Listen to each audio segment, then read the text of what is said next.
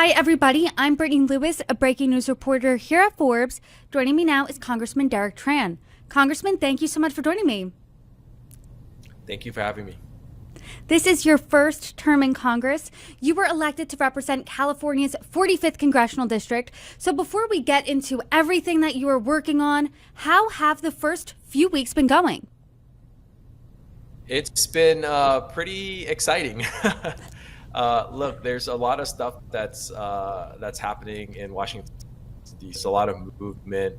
I think there's a little bit of chaos from what's going on with the administration and how they are handling the mass firing of a lot of employees out there in the federal government.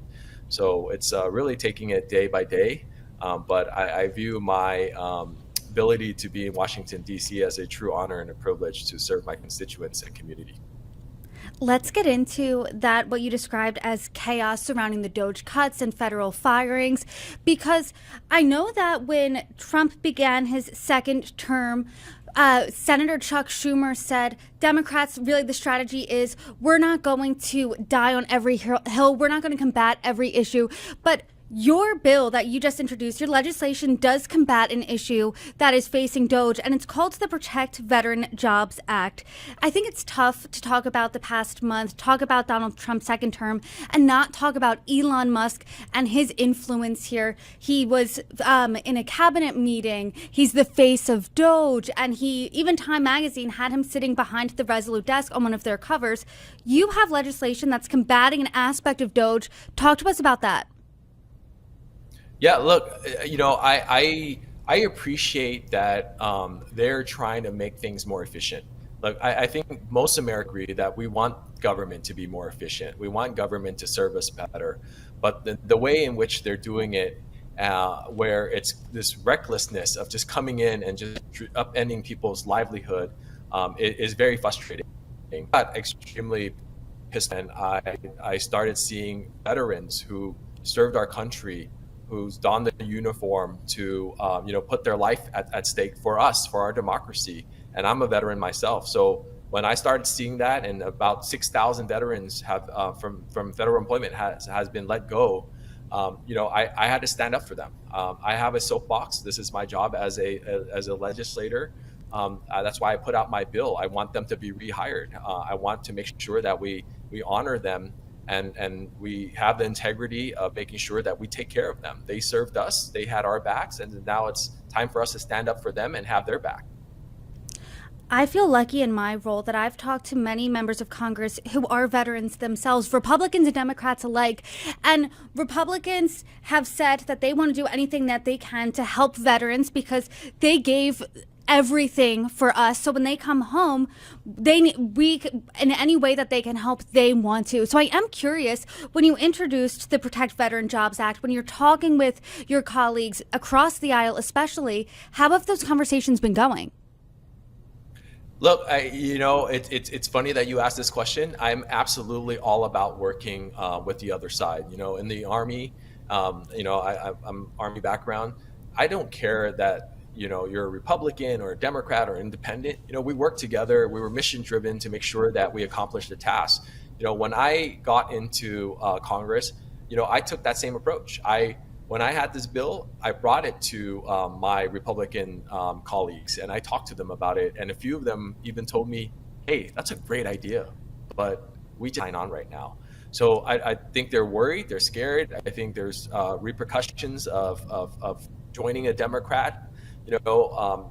Probably. I'm not going to speculate, but if they shared with me, they thought it was a good idea. And really, truly, this bill is nonpartisan.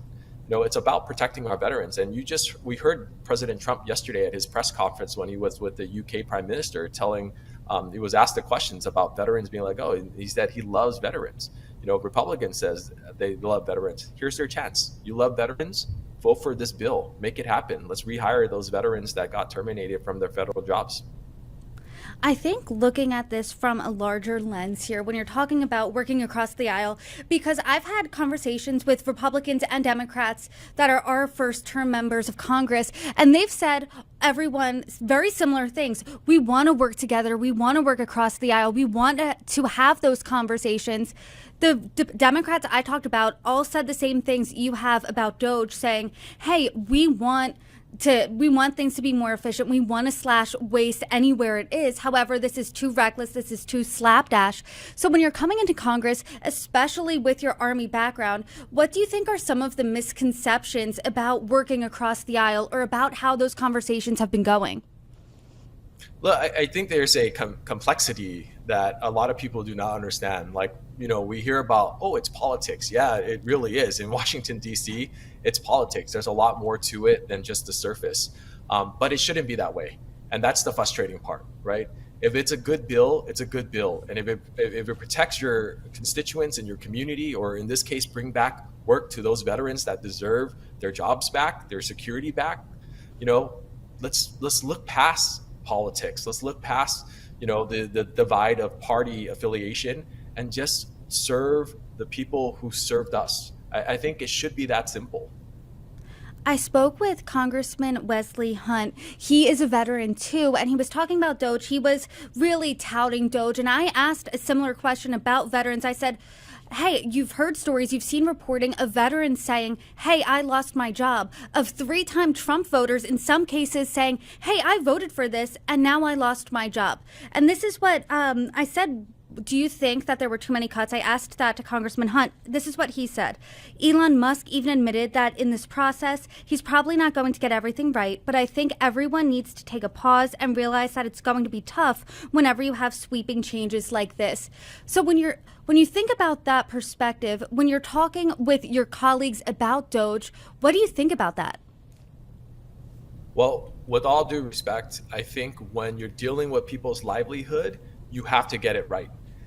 Just because with a mass amount of folks that you're trying to, mass fire and try to cut these funding and this budget, at the end of the day, you got to look at who's going to be affected by this. It's the people who are working in the federal government. These people have families, got to pay their bills, they got to take care of their kids. And I'm sorry, but you got to get this 100% right. This is surgical when you come in and you upend people's lives like what they're doing today. I know that you mentioned right now it feels like a time of chaos at the top of the conversation. I'm curious as to what it feels like being a Democrat right now, especially in your first term, because Republicans control the House, they control the Senate. There's a Republican in the White House. So what are the conversations like within your party? Yeah, a very valid question. The Republicans they have a trifecta, and we understand that, and the American people need to understand that. So anything that happens this coming March 14th, with the looming CR expirations and the budget, Republicans control the government right now. So if there's a shutdown, the Republicans are shutting down the government. The Democrats are just out there messaging, making sure that the American people understand they're looking out for their best interest. The budget that was passed just a few nights ago, that's a budget, and every single Democrat voted against it. And I will state very firmly that any budget that cuts Medicaid and Medicare and SNAP program, I'm always going to vote no. I do want to now make a little bit of a left turn here and talk about President Trump and his agenda and his administration, because within the past little bit over a month, we have seen a flurry of activity from him. Everything from actions on the border to DEI to layoffs and cuts like DOGE, like we've talked about. In the past weeks, we've also seen increasingly more hostile rhetoric from both the president and the administration towards Ukraine. We saw that play out most recently today at the White House. We saw that really tense argument between President Trump, Vice President J.D. Vance, and Ukrainian President Zelensky. So when you're looking at the laundry list of things that the Trump administration has done in their second term in the past little bit over a month, what's your reaction? It can't be one of surprise, right? This is something that, they've projected that they were going to do with Project 2025. And they said they were going to upend the government. They said they were going to do everything that they're talking about doing and actually doing right now. It's absolutely frustrating to see how they're handling the governance of our country, how they're interacting at the international stage, how they're an ally like Ukraine, and but my thing here is looking at what I can do and making sure that I continue to communicate with the community and my voters to understand, there is a party that respects our allies. There is a party that respects those federal employees, veteran or not, that has dedicated their lives as serving at the federal level and doing their civic duty and working for us, right? There is a party that wants to protect Medicaid and Medicare, that wants to ensure grandma and grandpa can stay in their nursing home. That's the Democratic Party. And my focus is on Project 2026, where we're going to win back the House, and not their Project 2025. How do you think you will win back the House? I guess that brings me to the final point of the conversation is, what do you think the future of the Democratic Party is? Because as you and I talked about, Republicans control all levers of the government here. Democrats can only do so much. And when you're trying to think about how to combat different Republican actions, I know that some of the strategy has been, let's pick our battles, let's pick our fights. Chuck Schumer said, let's lay on the train tracks for those fights. So what's the goal and the future between now and 2026 to win back the House? It's the people. It really is. It's winning over the heart and minds of the people and making sure that they understand that the president that they elected completely lied to them. Someone who told them that he was going to lower grocery prices when he get into office within his first few weeks hasn't done any of that. Instead, he's destroying our country. He's allowing an oligarch to take over our country and run our country, doing press conferences from the Oval Office and speaking to the American people like he's a shadow president. I would say that, in kind of closing, that the people are going to see him for what he is. And I trust and I believe and I hope that the people are going to vote the right way in 2026 and give the Democratic Party a chance to really serve them and take care of them, because, we are the ones that are looking out for the best interest for the working class Americans. And aside from that, looking ahead here, aside from your Protect Veteran Jobs Act, what else are you working on coming up? What are your priorities before I let you go? Yeah, absolutely. So I have the honor of sitting on the Armed Services Committee and the Small Business Committee. On both those committees, I think we can do a lot of good. I can do a lot of good. These committees are normally very bipartisan. We have to pass the NDAA every single year. My focus on armed services is to make sure that our troops have what they need, to do their job. That the bases that are around our not just our country but internationally is up to standard, so that way we can protect national security.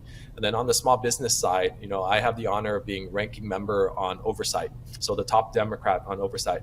I want to make sure that red tape is cut. There's no bureaucracy on entrepreneurs who are trying to access funding to start their own business, because I believe small businesses are the bloodline of our economy.